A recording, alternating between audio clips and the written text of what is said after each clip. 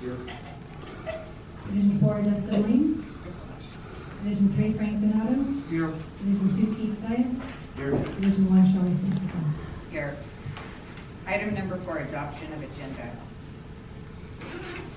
Item number 6. I move we approve the agenda. Second.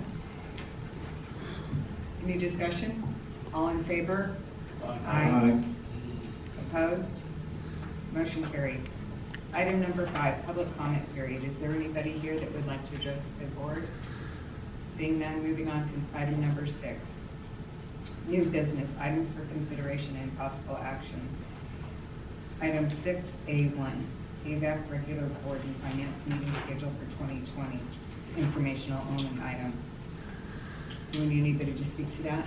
I'll just add a, try to get this closer up here. So I'll add, this is the tentative schedule for the boards. So you can mark your calendars for the regular board meetings and finance meetings for 2020. It's just for information only, so you can make appropriate plans for those meetings. Okay, great. And I had asked Holly to send out the meeting reminders to all the board members with this email, so you all should have received that. Item number 7, consent calendar. I'll make a motion to approve the consent calendar. I'll second. Any discussion? All in favor? Aye. Opposed? And I'll abstain. Motion carried. So noted. Thank you. Item 8, items for consideration and possible action. 8A1 through 3. Director Paris. Thank you, and I'll turn this over to Dwayne or Matt. Yes, board president, source board members of the board. Item 8E1 is consideration and possible action on an organizational plan to facilitate the added maintenance requirements associated with the High Desert Water Bank.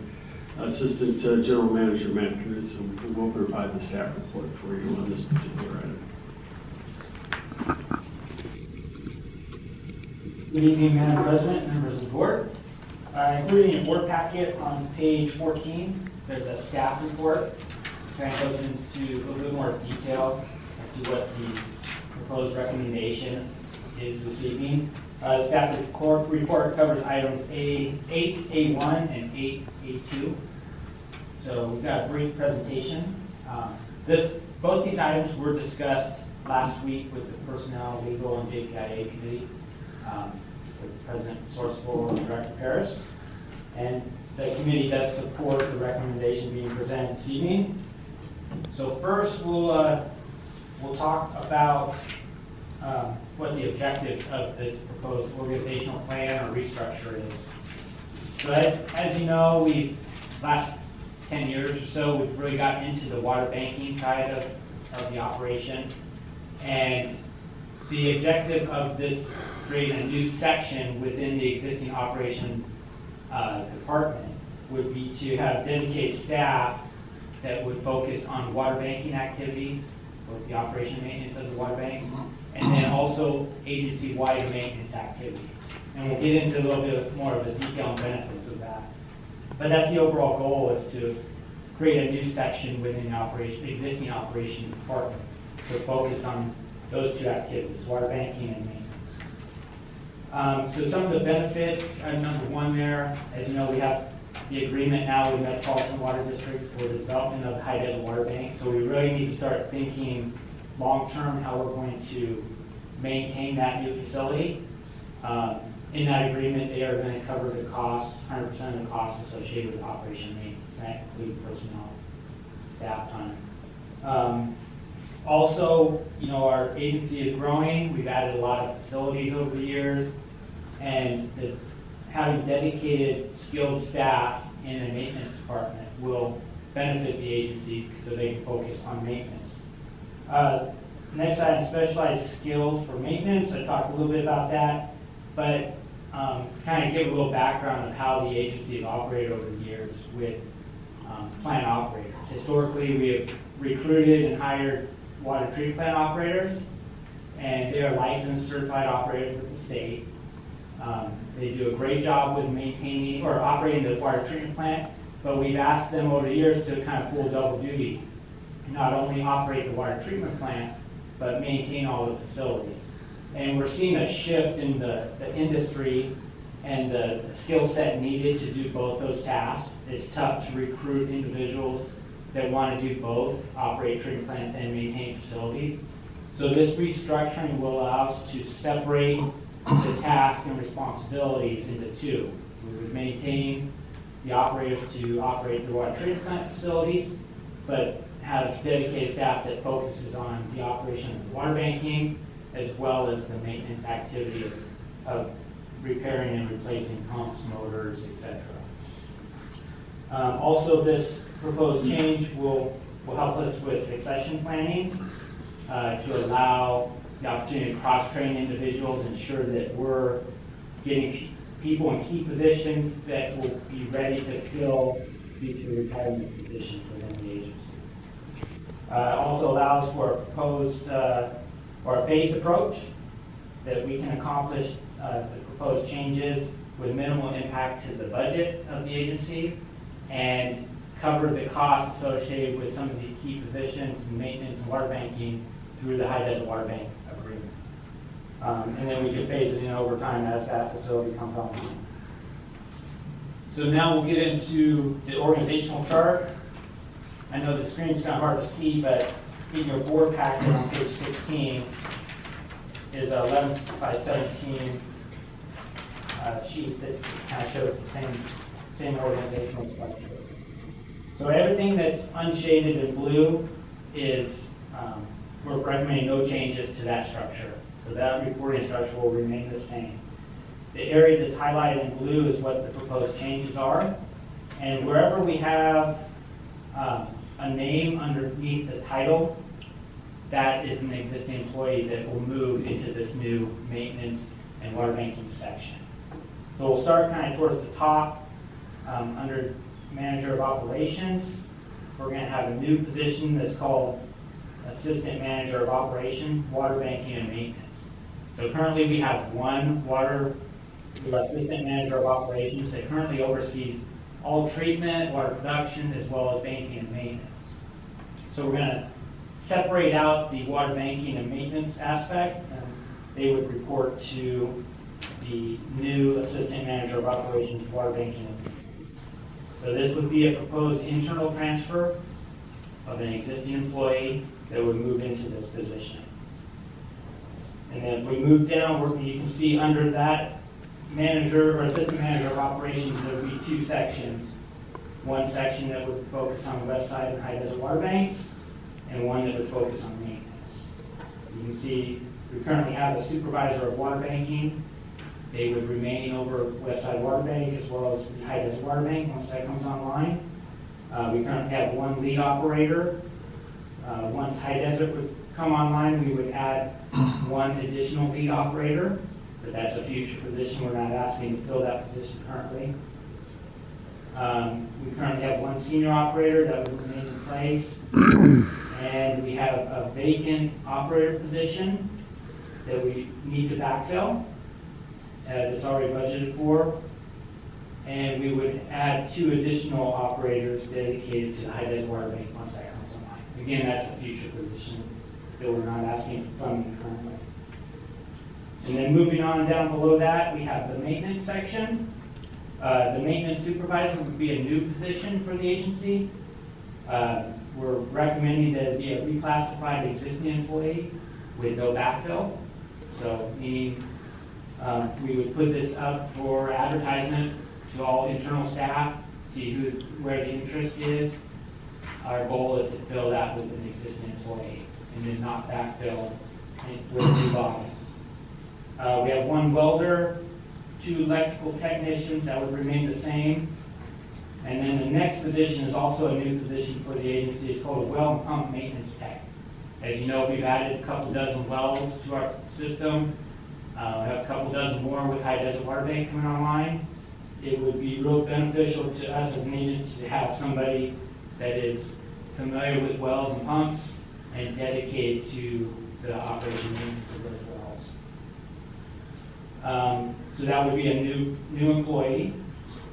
And then we have the maintenance technician, and this, we're recommending reclassification of one existing operator, plant operator.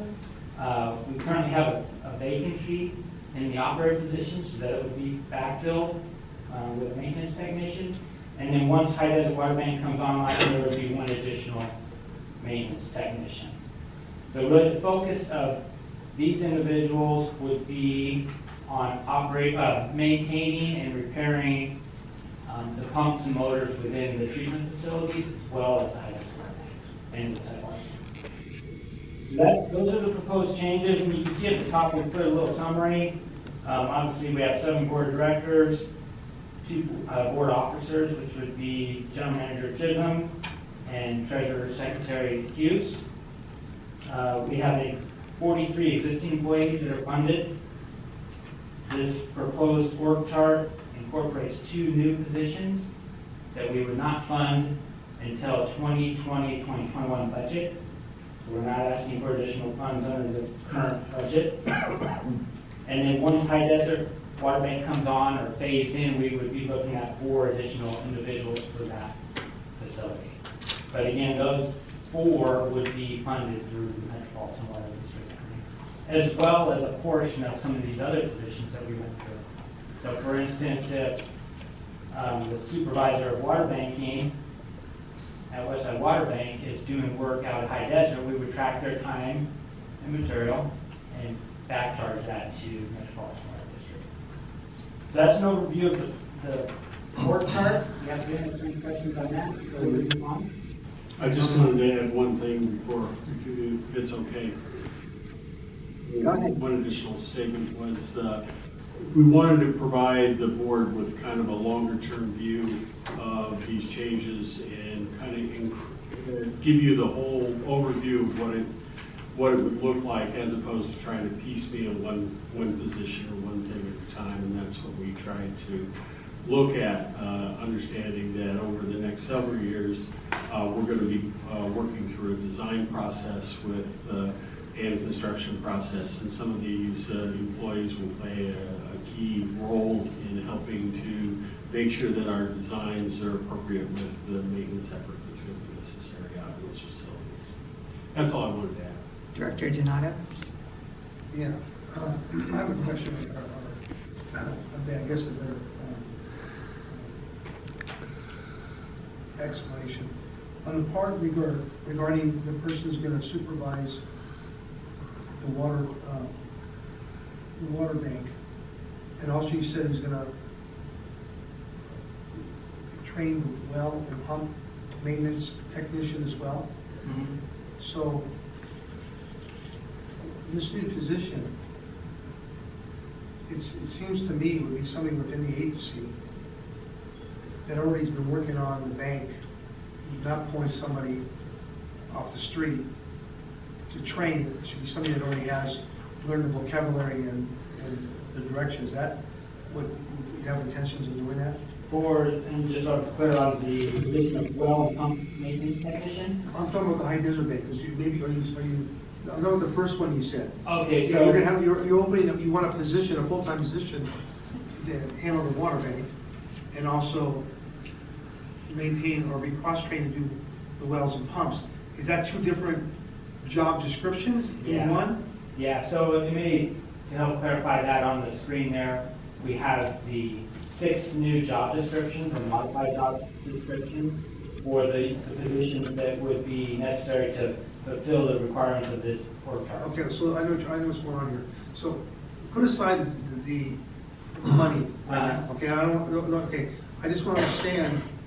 I know we don't have this definition of a position, but once it's approved, what are they going to do? That's what I want to know. Okay, so let's start with, let's go back to the org chart real quick, just so we have. Yeah, I looked at that, but I'm confused because So, well, let me go back, because you did say, maybe I missed something.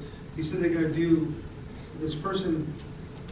Are you creating, now the question I'm asking, you're creating the person not for somebody off the streets, you're creating the person for somebody to be moved over it'd be a step up or whatever it would be, something like that? Yes, some of these positions within the changes are for, would be promotions from within, or advancements from within, but I also envision that possibly the well and pump maintenance technician, obviously we would open it up to anybody, that position. There may be some internal candidates that are qualified to fulfill that, but that one we would probably open it up to the outside as well. Just, we want to make sure we get somebody that has experience with Okay. wells and pumps. Okay. You know, we don't, as an agency, wells are fairly new to the agency, you know, within the past 7 years. So, the thing that would be concerned about is that I believe that, I'm not worried about the position, that's not part of what I'm asking. I want to make sure the person from the get-go that works the high desert water bank is somebody who's already has experience and been involved in that. That's somebody. Absolutely. Yeah, okay, I just want to make sure that was. Yeah, and that's how we envision the current supervisor of our West Side Water Bank would oversee the high desert water bank. So he would be, that individual. Who is that? Well, you don't have one, who's that doing it now? Right now, it's a gentleman by the name of Tom Ammett. Okay, He's our water bank supervisor. Okay. So he would oversee the operation of high desert as well. I see. So we're going to utilize as many of our existing staff as we can to get that facility up and running, but there are some specialized I skills. understand. I think you're right. I think you're right about trying to see if if there's a well person coming from Bakersfield or Yeah. somebody that's out there that has that experience. I think would be to the agencies, that- be advantageous for us to find the best person for the job. Yeah, and there's a lot of well and pump mechanics out there right now, I would think, because LA County has such new requirements and a lot of people have left Yeah, the Antelope Valley or LA County exactly. and have gone to other states, and not everybody wanted to do that, so there might be some qualified people out there that you could identify. It's probably capture one of those folks. Mhm. So, based on this proposed org chart, there would be 6 positions or job descriptions that we would need to, as I mentioned, modify and or include in the overall employee handbook. So that would be, the first one, we currently have an assistant or manager of operations, but as I mentioned, he oversees water treatment, production, water banking, etc. We're going to separate that job description, and they would solely focus on water treatment and water production. And then we would create a new job description for the assistant manager of operations that would focus on water banking and maintenance. So those are two, one modified and the other one would be new job descriptions. So how many jobs are you asking for tonight? We're asking for modifying 6 job descriptions. There. We're asking for the long-term plan of the organizational I understand structure, that. which How would many- be Is there any new people you're going to want to hire? 2. Okay, so it's 2. Okay. Yeah, 2 for in the short term, 4 once, or 4 additional 4, 6 total, once high desert comes on. Well, that's going to be, but that's going to be budgeted. Yeah, Once we start receiving money from the high desert, that will take care of that personnel. It's exactly. not good, yeah. So, And our plan is to, if the board approves this evening, the structure and the job description, it's going to take us a while to just start the process of filling those positions. So we don't see any budget impact for the current fiscal year. But even with filling these positions, because next slide, you can see, we have about $87,000 in the current budget from vacancies. We've had a few operators leave the agency.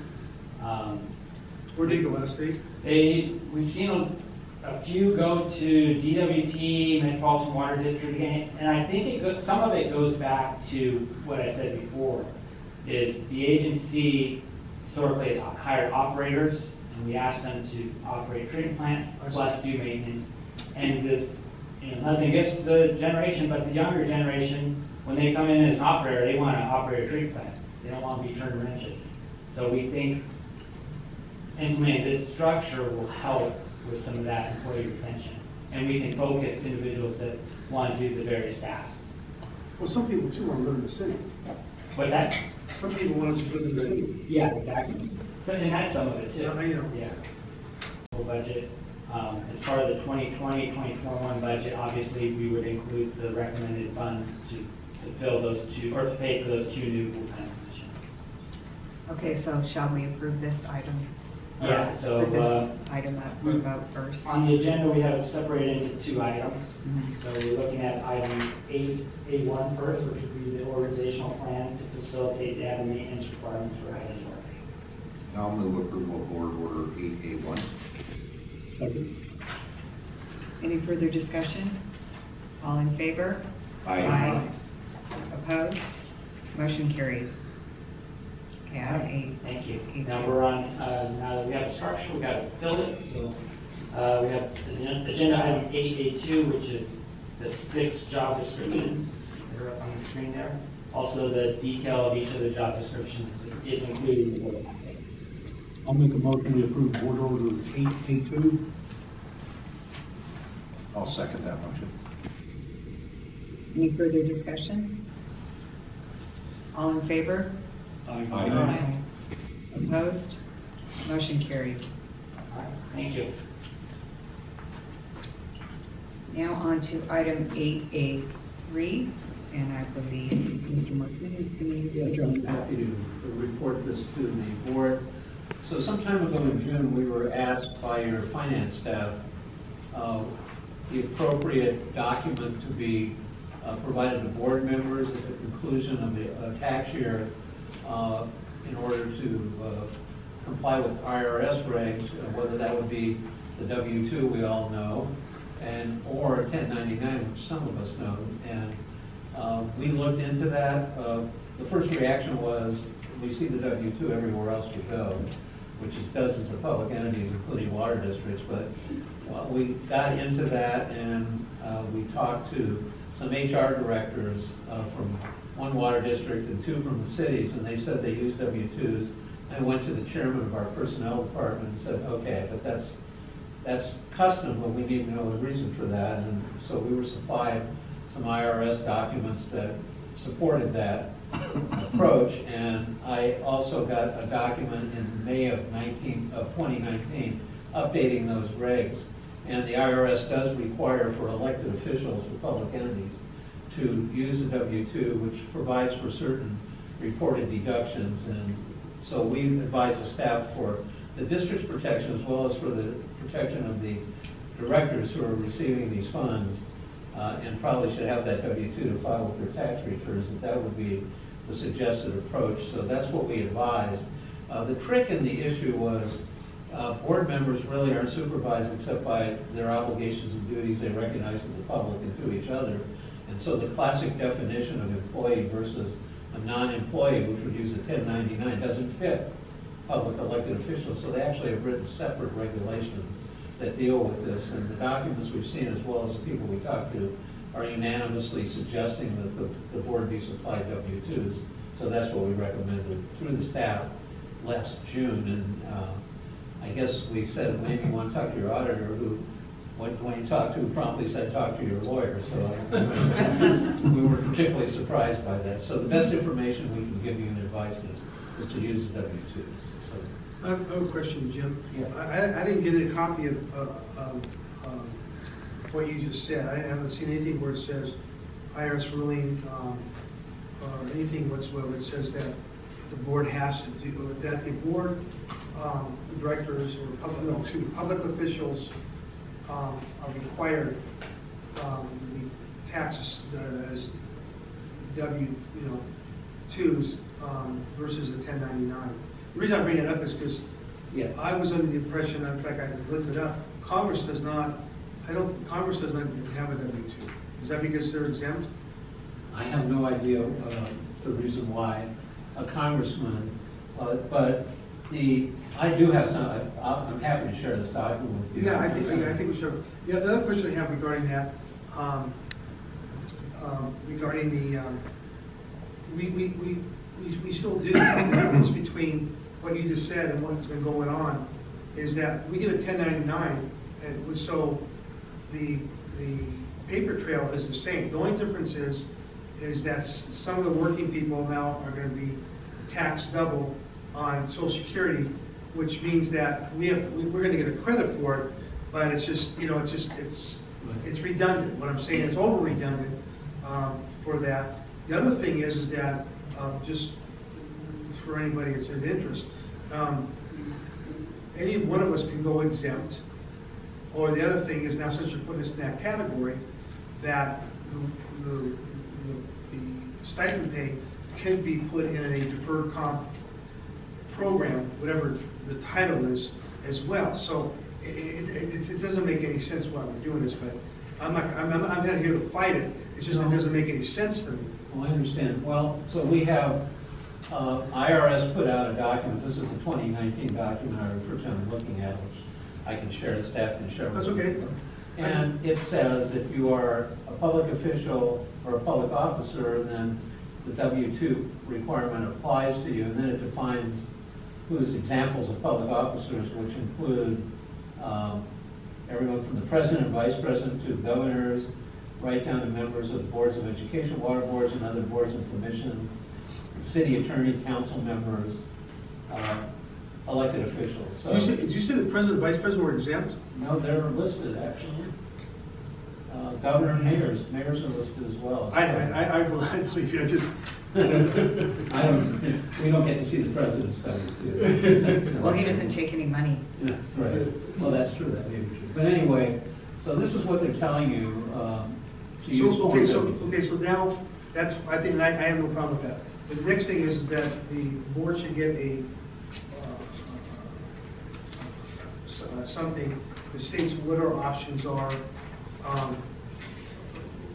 Well, I guess I said the three of them, but maybe some of them don't know.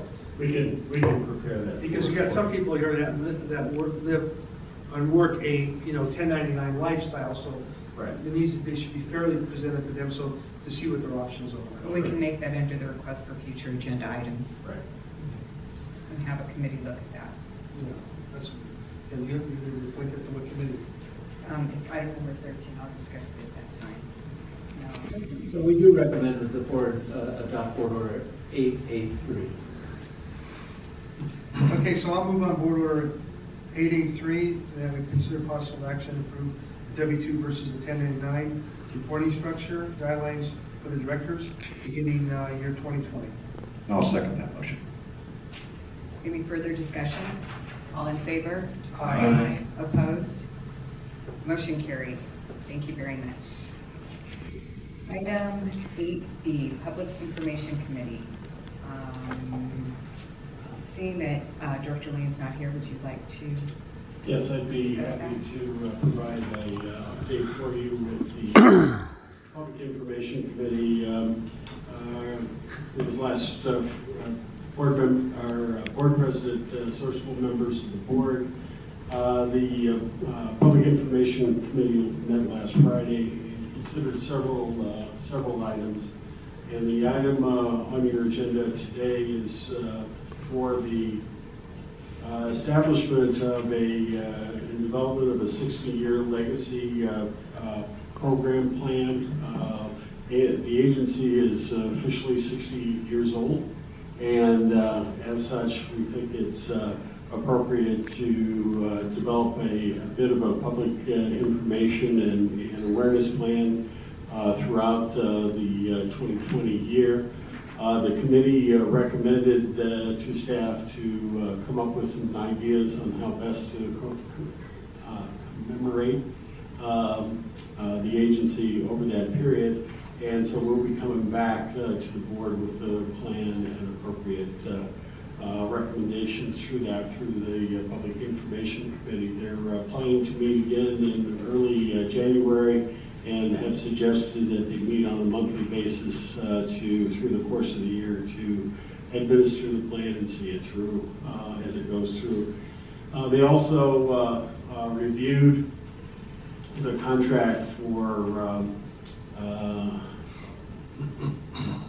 you help me, Holly, with Alicia Semchek's contract, and what they recommended is that because the contract's up at the end of the year, they recommended that when we meet again in January 7th, that we bring that contract back with the plan so that we kind of coordinate a recommendation for the contract so that it corresponds to what the plan is.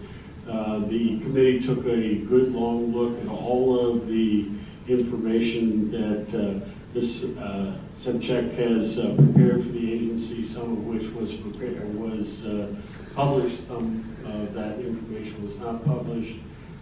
Excuse me, this isn't on the agenda. Yeah. Well, It's not on the agenda. all right, I'm sorry. It's okay. I was just trying to I get a was report wondering if there was I a was looking nexus. somewhere else. I was just giving you a report of what the I know. public information. Yeah, okay. But, But- so what do we need to do today on this consideration and possible action to approve proposed agency 60-year anniversary and legacy program? Okay, so what we're recommending is that the first item in the 60-year legacy program is to authorize the renaming of the several AVEK facilities as follows. And this is associated with directors who, at the end of their, because we have 2 existing directors, they're currently on the board today, and we have 2 retired directors, and that have over 30 years of service to the agency, and we think it's appropriate to recommend to you that some of the major facilities that these individuals have overseen and saw through completion, that they get renamed for them. And so the naming recommendation that the committee came up with is for the Quartz Hill Water Treatment Plant to be renamed the George M. Lane Water Treatment Plant, for the AVEK Operations Center to be renamed Frank Estinato Operations Center, for the Roseman Water Treatment Plant to be renamed Keith Dyas Water Treatment Plant, and the Eastside Water Bank to be the Carl D. Hunter Jr. Water Treatment Plant. And that's the recommendations and the item that's on the agenda for tonight. Okay, and it says that, that these 4 gentlemen have served over 30 years on the board. Are there any other people that have served on the board for over 30 years? There are not, Okay, just these 4. just wanted that clarification.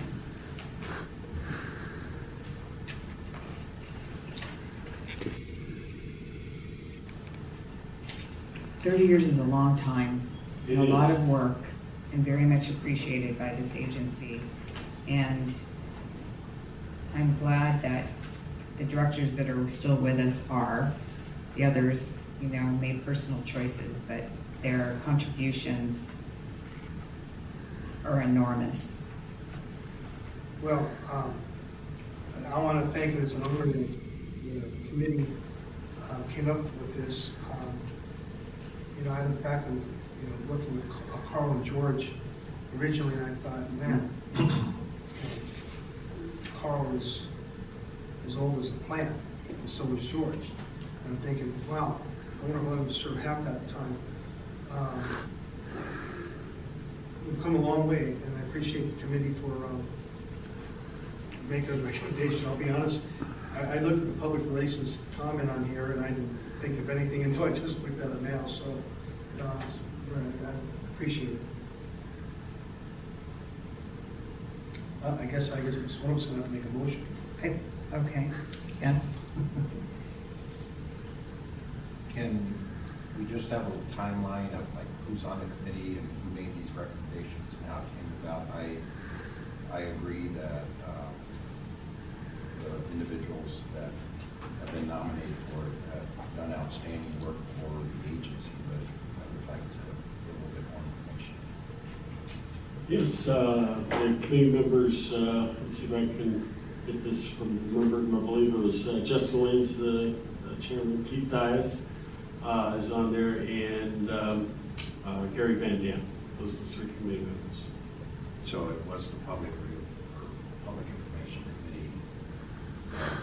It was public, that we should do. Yes. Here's my only concern is, like I said, I think the people who have been nominated have done outstanding work in this agency. This agency would not be what it is today without the hard work they did. But it doesn't feel right to me that sitting board members nominated and recognized until they're no longer city board members. That's just how I feel about it. I don't have any problems with who's been recommended by Keith and Frank. I think you guys do outstanding work every day. Your dedication is unquestionable. It just doesn't feel right in my gut for that. As far as George Lane, I worked with George. I would certainly have no problem voting for George for this. I don't quite know enough about Carl Hunter. I'd like to know more about what Carl did for the agency. That's my own problem. I know who he is and when he was here, but I just don't have enough history to understand what he is put on here other than the 30 years. I just like to hear a little bit more about him. And that's my thoughts. Okay, well, I'd like to make a motion to approve item 8B1.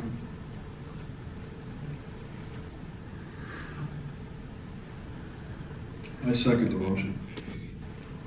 Any further discussion? Yeah, I'd like to amend the motion to say that to approve George Lane and Carl Hunter. I don't agree to that. You don't have to, I just need a second.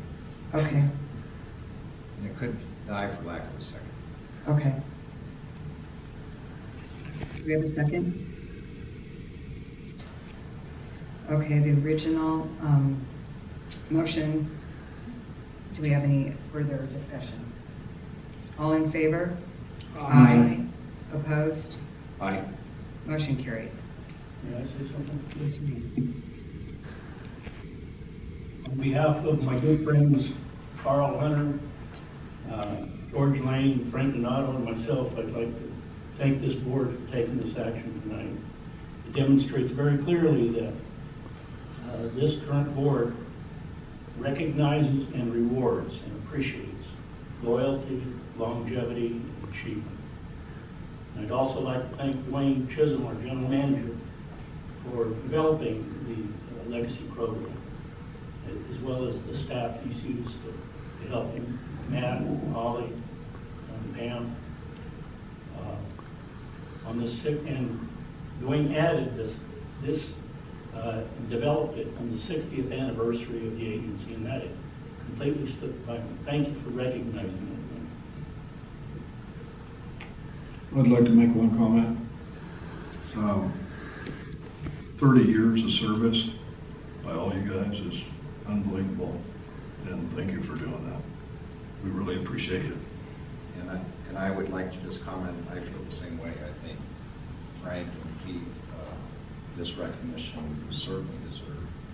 You have worked very hard to make the agency what it is. And again, I work beside George Lane, and I feel exactly the same about George. I think this is an honor that all of you deserve. Again, I don't know Carl Hunter well enough, but I know what many of you talk about him, and I think that this is quite an honor for all of you. So my vote tonight was not anything against you, it's just that feeling that these honors should be something given after someone's off the board. But other than that, I think that all of you are deserving of this. Thank you for your hard work. I too appreciate all the hard work that these board members have put into the agency, and regardless of what they may or may not have done, because I believe they've done a lot, their constituents voted them in for 30 years, so they were doing something right. So, thank you very much for everybody's support, and I understand. If you have, the other comments. Okay, item 8C1, Director Paris.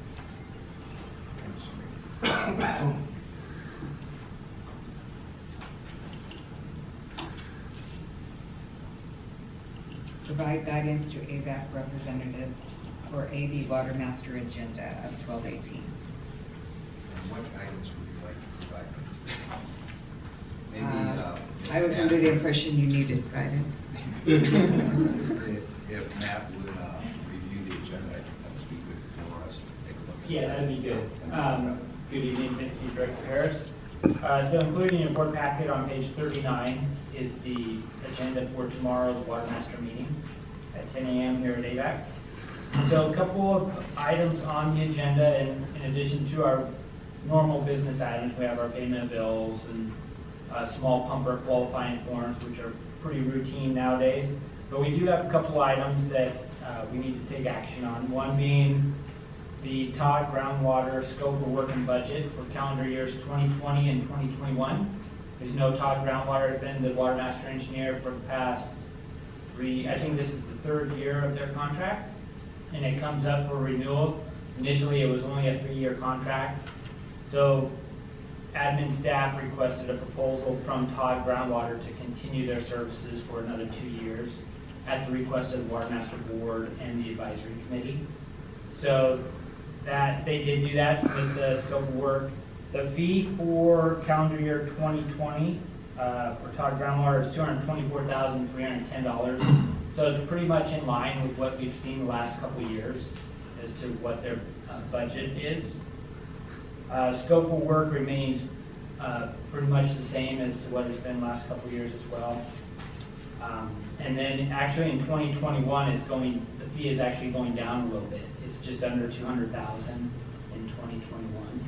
At that time, we would reevaluate again and see what the needs are for the Water Master. So both the Advisory Committee and staff tomorrow are going to be recommending to approve the 2020 and 21 scope of work and fee with Todd Groundwater. So we need direction on that. And then we also are going to be considering the 2020 admin budget and setting the administrative assessment fee for the Water Master. 2020, which is kind of mimics the calendar year 2019 budget, pretty close. And if everything goes well, based on the budget, we will actually have a little bit of a surplus at the end of 2020, about $75,000. So that's probably the best position we've been in since day one, if everything holds true in calendar year 2020. And then in addition to that, we will be considering setting the administrative assessment fees at $5 per acre foot. And as you know, that's the max currently in the judgment during the ramp down period of $5 per acre foot of production. That's been consistent for the last 4 years or so. Matt, I'd like to go back to item A. I know one of where's the area where Roseman is looking to approve the ability to use tertiary water? Yeah, so that's not actually on the agenda for tomorrow, but that has already gone through the advisory committee, okay. And that's a what they call storage agreement, right, that will allow Roseman Community Services District to send their wastewater plant effluent, treated effluent, out to some recharge facilities, percolate that water into the groundwater basin, and get a credit to pump that water from their existing wells. And my understanding that's been approved by the Lahontan? Correct. From a project permitting standpoint, okay, they do have a permit from the Lahontan Regional Water Quality Control Board, and the Water Master Board has already approved or considered the application submitted by Roseman Community Services District. So the last step is for the Water Master to consider the storage agreement with Roseman, and that's what's going to come up in January. Yeah, I was just going to say to the board, that's something I'd really like input on from our board. If that's, I think it's a great program if it works, but I really want input from the board because that's the first time in the valley I have ever heard of that occurring. And I'm going to ask for more information from our water master engineer on what impact that could possibly have on the basin. I understand that the Lahontan district is the one responsible for that.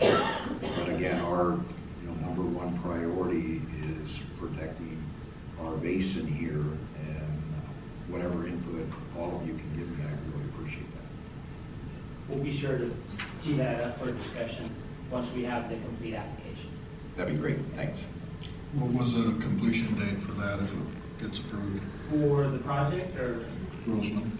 you know, I'm not sure. Patty, do you recall? No, but we're working on the agreement right now. The application's already been approved. Yeah. So we're working on the agreement. So that is something that the board should probably Review. review. Yeah. But doesn't the water, oh, go ahead, Betty, I'm sorry.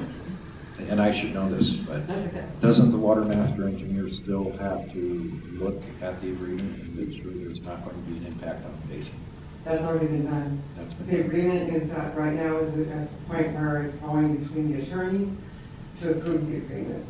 So, I think the advisory committee Has approved reviewed it and we And, provided some comments yeah, on that's the it. storage agreement, and that's what's being discussed. But the project storage itself has already agreement- been approved. The storage agreement would still have to be approved Correct. Yes. for the them to get agreement is- credits for The putting water. agreement itself, Okay. yeah. But, the project has already been reviewed, I believe, by the engineers. But we can bring that back. But we, yeah, I can come back to the board for you to take a look at maybe at your next meeting, so that it can be advisory again. I just like our board to be aware of exactly what the project is and what it means to our basin and just get input. Again, I think it's a good approach if it has no negative impact on our basin, but I think as our board should at least look at it and give me final authority to approve something. Yeah, I would like to know if it's gonna affect our water treatment. For water quality. Yeah, Yeah. our water quality and our ability to treat the way we've been treating. I had one more question. Are the small pumpers getting charged the $5 assessment? Yeah.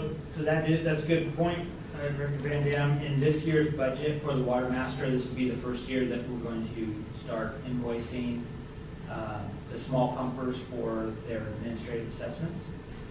And we're projecting to invoice them for the last 5 years. You know, because as you know, there's quite a few small pumpers out there. And just the level of effort that it's going to have to go through to collect those invoices, we're going to not only charge for 2020, but the deferred fees for the last 4 years. And that's at 1 acre foot per year or 3 acre feet? Well, they can pump up to 3, but they get assessed 1.2 acres. 1.2? Yeah. Thank you. Yep. How much is it gonna cost to send out that bill for $25? Well, the budget assumes that we conservative and said, 75% collection rate, and that would generate about $75,000 to the water master. It'll probably cost $76,000 to. That's my point. Hope it doesn't. Yeah. I'm joking. And that doesn't include their guy. Maybe it should be every 10 years to be billed, or like if we're gonna bill for the last 5, bill for the next 5 at the same time. Probably get some complaints though. Yeah, and that would be tough because we haven't set the assessment rates, for the future 5 years. So it'd be tough to assess them on something that, Well, what I was thinking is since we're over, budgeted, got money in the account, and we can lower the assessments. I'll let you run that by the board.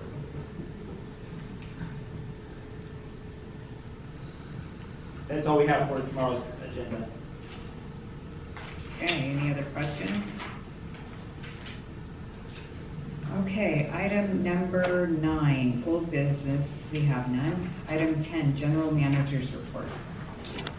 Okay, here's the board president, Sourcewell, members of the board. Here's the general manager's report for the 17th of December.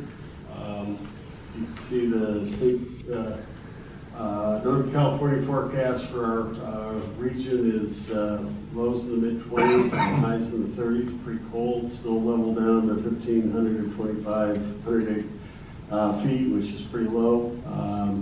And then it goes or increases up over the weekend. You can see we've done really well in December. And we had that last big storm that came through and really helped us out.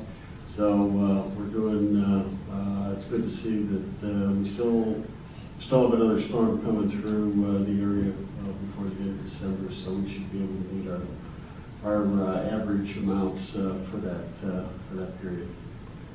If you're looking at conventional water treatment flows, you can see where our current flow is between 18 and 19 million gallons a day, and it runs through those facilities there. So pretty close to normal. And then we're, as far as our water bank recovery, we're maintaining the minimum that's required in order to maintain the freshness in the treated water distribution system. From the water, we have 0 going into the east side water bank, and we have about 101 acre-feet per day getting into the west side water bank, and we'll continue to be banking through the balance of the winter season because we have some carryover water that we like to remove from the St. Louis Reservoir. Why aren't we putting any into the east side water bank? I'll ask John Brazilian to give you a little update, if you would mind. Yeah. On that. Be quick. We're doing a little maintenance out there. So we're drying out the basins, and we're going to finish our maintenance, and then we'll pick it back up. Okay, great. John, Thank you. John, real quick, one question. We have Big Rock Creek open. We had it open until this last snow. Okay. As the snow started to melt, the natural flow is running across Avenue T, so we shut it off just so there wouldn't be any finger pointing that AVEK's running water across Avenue T. Hopefully we can get it back on after the first of the year after all the snow melts. Any other questions of John? I don't Thank you, know if John. this is John's question. Are we looking at any problems with losing any carryover right now? We're always concerned about that, but we have close to 24,000 acre-feet in St. Louis Reservoir, and staff's going to be looking to try and remarket that water and get it delivered in early January. Got it. And are we going to put any more water in the high desert? We are not at the present time, no. And what about Armagosa Creek? Are we going to be able As to put soon water as, there? as soon as Armagosa Creek is ready and Palmdale's ready, we're going to put water in there. And do we have a timeline when that might happen? There's a operations meeting tomorrow, and I think as soon as Palmdale's ready to move that through, which shouldn't take more than a few days to a week or so, and to develop the protocols, and we'll be putting as much water as we can through that system. Okay, great. Thank you. On the operation maintenance side, Calgon, which is replacing the media change out in the Quartz Hill plant, is trying to get that complete before Christmas. We're also have our annual maintenance shutdown is scheduled between 1/6 and 1/13/20. Our North Feeder maintenance shutdown is scheduled for 2/10 to 2/14. And then the generator choke vehicle is expected to be delivered sometime in the middle to the latter part of January. STIP Phase 2 updates. We had a feasibility study briefing with U.S. Bureau of Reclamation on the 16th.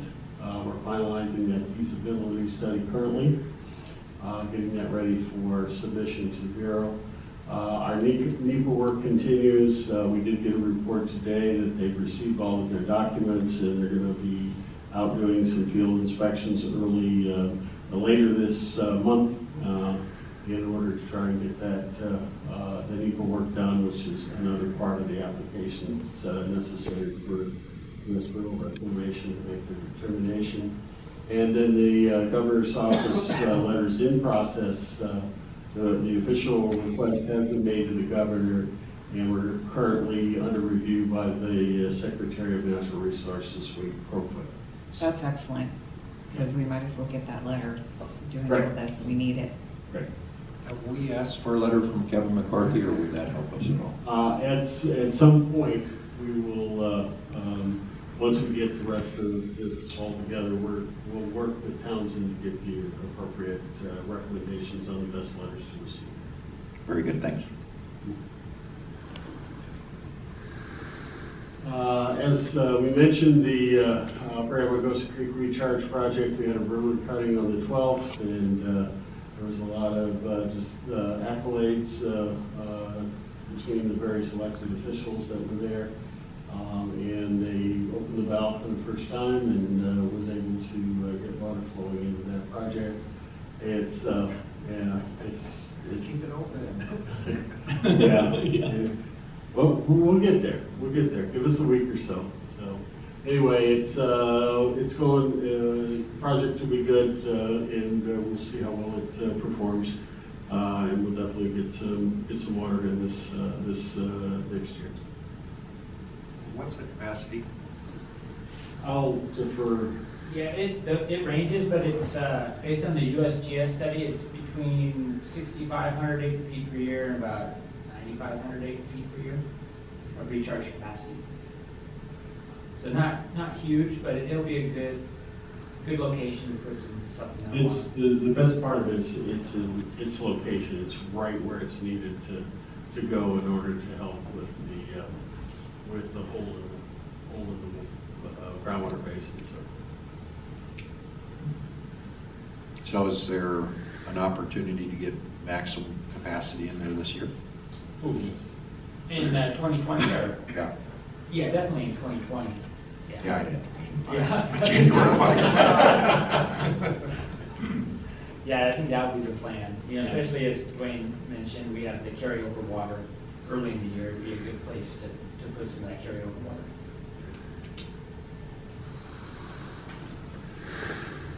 Just some regulatory updates we'll provide for you today.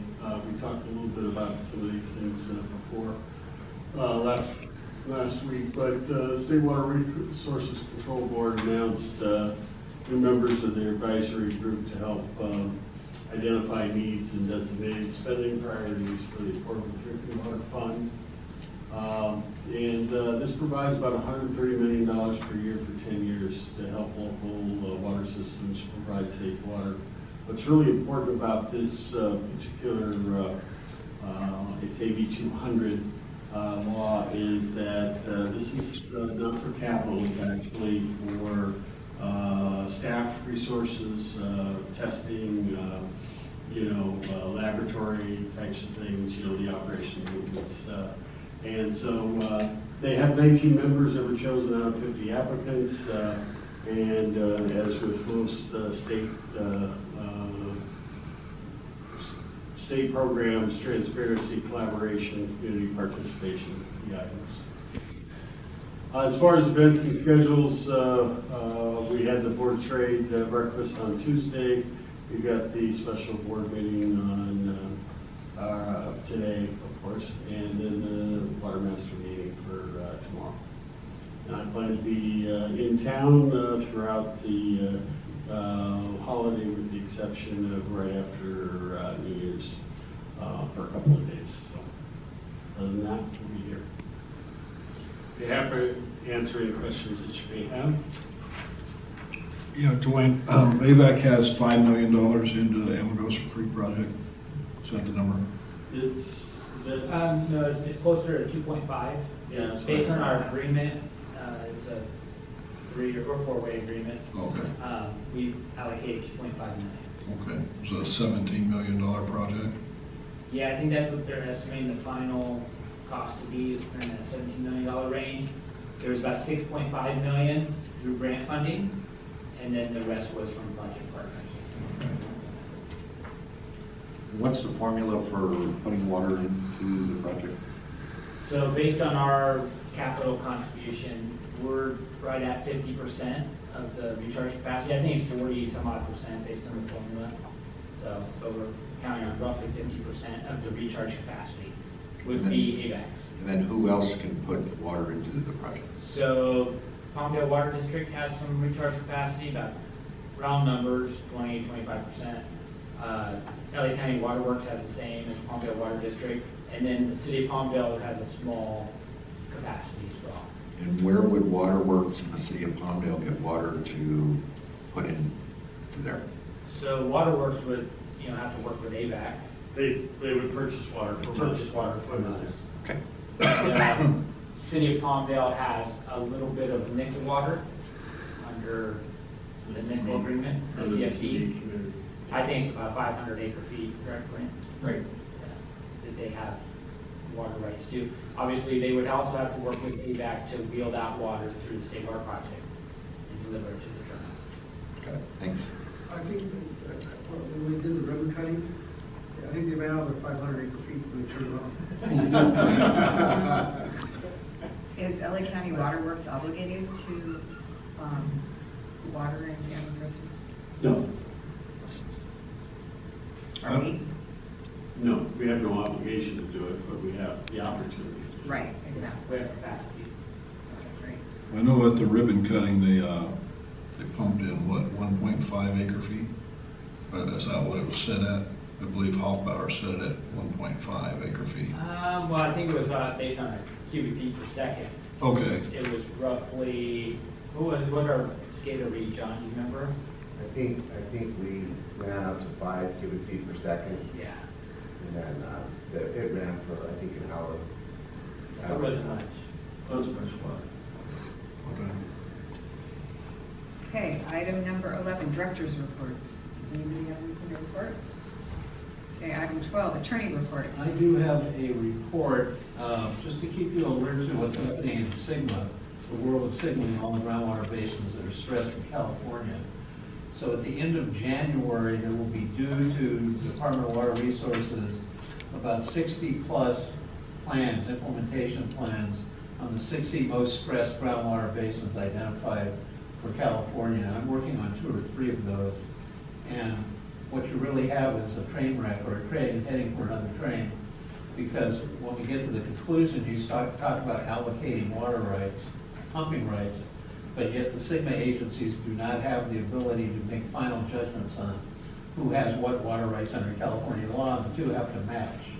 So what you're looking at is a process where, since there's going to be these plans delivered to DWR, they say they're going to review them, but not for water rights or allocations, just to see if by 2041 these basins become sustainable or balanced, with safe field.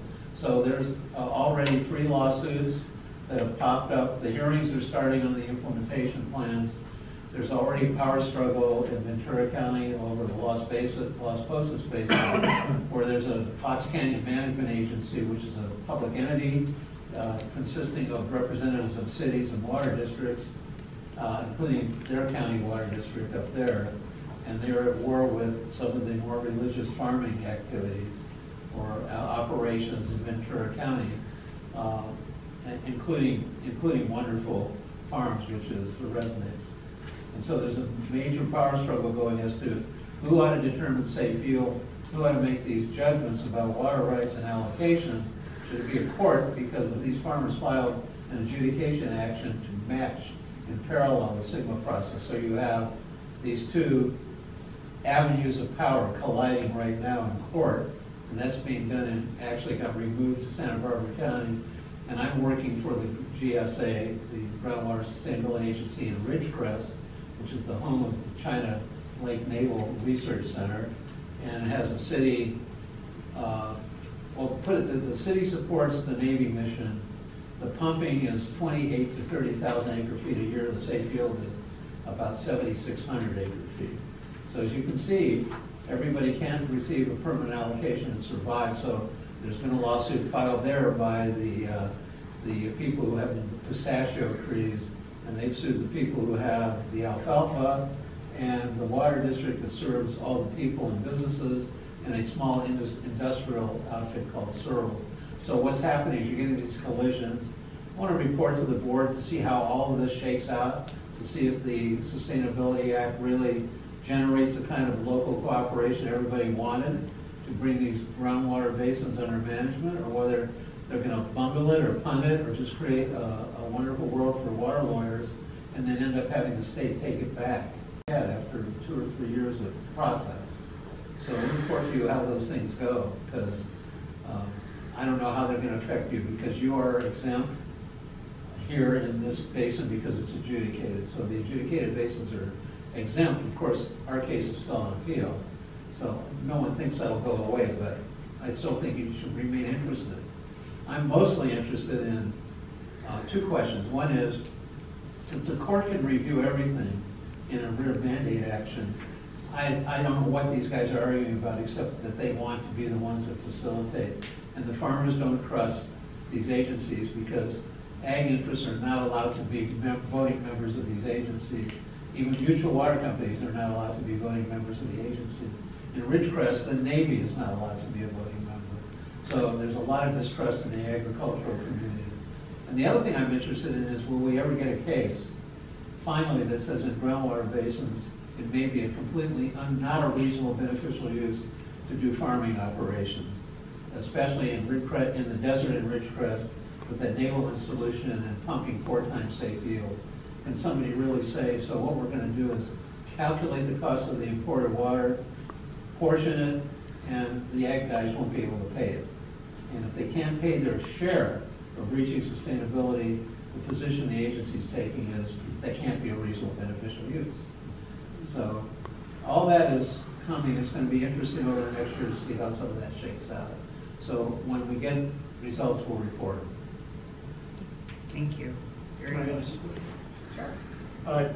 In the Indian Wells Valley, does the Navy have a federal reserve right? Yes. Not only that, one of the positions being taken is, since 9,000 people work on the base and live in the city and get water served by the water district, can we spill the federal reserve right off to the water district in the proportion necessary to serve the people who work on the base? Because if they were housed on the base, they could be served water under the federal reserve right. And that same issue is teed up in Port Hueneme as well. So yeah, that's a big issue, but the Navy doesn't want to they don't want to give you a number and say that's our federal reserve right. And so they say they're supportive, but they hold back. At least they will until they're dragged into some litigation. Cooperating for that level, at least not yet. So they're locked in a lawsuit. Are you talking those pistachio ranches on 395? Yes. Like, what, 3,000-4,000 acres of those things? I don't think they have that much, Frank. Well, I sat next to that guy. They're pumping 7,000 acre feet, so I wish I knew how many acre feet per acre pistachios took, because you can figure it out. About 3. Yeah, 3 acre feet a year. 3 acre feet an acre, so they're pumping 7,000. They probably do have 2,000. Okay, well, I sat next to the guy who's managing that. He also has he manages the one over here off of, is it 80th? What is the one of the pistachio ranches out there? West, east or west? West. Yeah, that's Wilmar Farms. Yeah, that's That's a 400 acre piece. He's the same guy. Yeah, that's Rob. The thing about them is they were told, they went in and planted the trees with Sigma going through the legislature, and one thing it said right from the start, any pumping after January 1, 2015 cannot result in a water right. And that was to stop people from jacking up their production with the sustainability plan coming at them so they could grab a bigger percentage. So they are locked out. They have 1 year of substantial pumping, which is about 4 years shy of generating a self-help water right. So they have a real problem on their hands. But they're the ones who filed the suit. So. Well, I know those alfalfa farmers have been there for a long time, and they'll probably be able to sell some of that water with, depending on how. If they want to negotiate and have transferability, and so far that hasn't happened. I tried for 3 months to get them to do that. They were in the Mojave case, those same people, and they were part of the Cardozo group that took the case all the way up to the Supreme Court. But finally, after it was all said and done, they sold the water rights and they moved their operations. So they've been up there since before 2000. Long time, 20 years ago. Wasn't there an exception for their Cardozo group that was made? Well, they got carved out of control under the judgment, but they soon discovered that their water rights became worth way more than the property or the operation. So in about 18 months, they all sold out, and essentially every pumper is managed in Mojave now. So, Yeah, we were all wondering how they got carved out of that group. well, here's why. I love this, so I can tell you why. You can read the case. I argued that case in the Supreme Court. You can read it 100 times, but you'll never figure out why. We could not establish their water rights. And the court said you have to establish the water rights before you start managing them and prove to us that you have not substantially impaired them. But the problem is there were 6,600 wells in the Mojave Basin. They were all sitting along what could have been the riverbed, but might not have been the riverbed. So some of those wells were pumping water subject to the jurisdiction of the State Water Resources Control Board as a stream water, and other wells were groundwater, percolating groundwater, and the only way to find out was to hydrologically investigate it well by well, and nobody had the time or money to do that. So nobody ever tried to establish what type of water right do you have and how much in that case from the start. So that's the reason why it proceeded the way it did, but it ended up being completely managed. Anyway. Interesting. Thank you, John. Okay, item 13, request for future agenda items. Director Donato. How about 401K? Oh, okay, well, I think I said earlier, so just so the directors can get copies of what we can, how we can manage the stipend pay if they choose to do so. Options for W-2s. Pardon me? You want options for your W-2s? No, you know, yeah, I think there's, I know we have. Just the legal, legal, I know what you're talking. Yeah. Okay, and you were also asking about, if we're gonna be W-2 like an employee, do we get the same benefits as employees? Do employees? Well, I asked that question, but I thought that was going to go back to the personnel committee. Right. Yeah, oh yeah, I requested. That was part of it. Yeah, to find out, like, yeah, it goes back to the personnel committee. Okay, any other requests for future agenda items? Okay, item 14, closed session. Do we have any reason for closed session? We do not.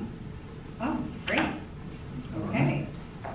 Well then, do I have a motion to adjourn? I move we adjourn.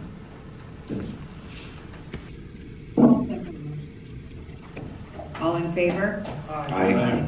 Opposed? Motion passes. He kind of deteriorated rapidly after he left. It's interesting. But it's too bad that Andy didn't qualify because. Yeah, they said 26 years. Where's Andy? Yeah. He didn't pass away, did he? No, he's like 95 though. Yeah. I got a Christmas letter from him. Did you too? That's really cool. When you get Audrey's picture. Oh, she's out in front. She's out in front already? Okay, good. Oh yeah, now once you see him. Yeah, now you see it. Yeah, now you see him.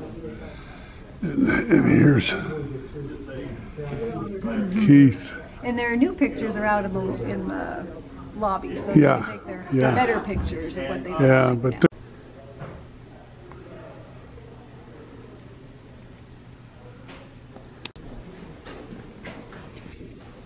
There you go.